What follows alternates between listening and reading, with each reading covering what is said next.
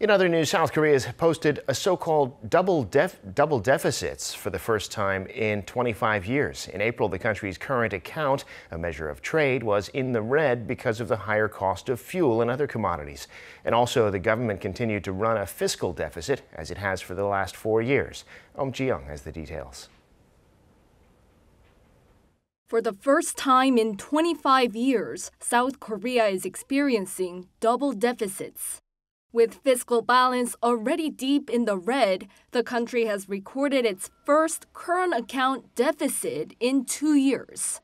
The latest trade data released on Friday by the Bank of Korea shows that the balance of trade in April came to a deficit of $80 million. The shortfall is attributed to the soaring commodity prices. Although exports of goods have been solid, the goods account surplus dropped significantly as imports of goods jumped, led by higher commodity prices.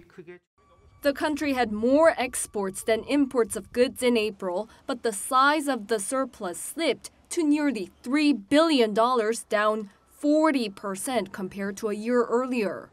Led by semiconductors and petroleum products, goods exports amounted to roughly $59 billion, up 11% on year.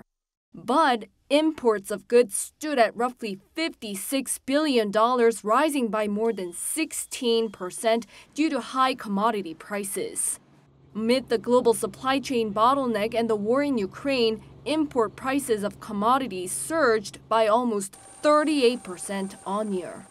Also, a major driver that pushed the balance of trade into deficit overall was seasonal overseas dividend payments, which amounted to nearly $4 billion.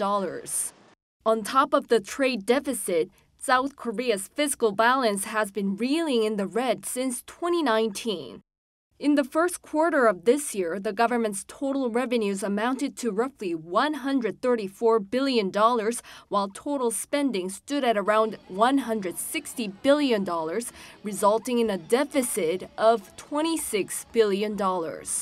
One expert warned that what's more problematic is fiscal deficit. Current account deficit is a pretty transitory phenomenon. We have to see what's going to come throughout the year. For me, I think really serious problem is deficit in the government spending. And the government spending deficit is too big, and it's been going on too long. He added that the government should seek ways to reduce any excessive spending. Eum Ji-young, Arirang News.